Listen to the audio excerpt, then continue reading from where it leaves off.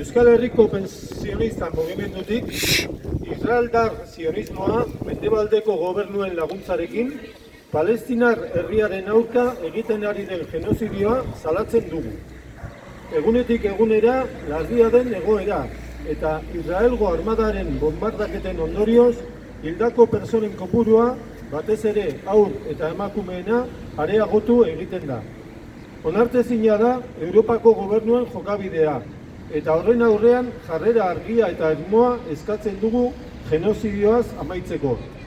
Armak berehala utzi behar dira, eta herrien existentzia bermatuko duen negoziazioa eta bake aldi bat ireki.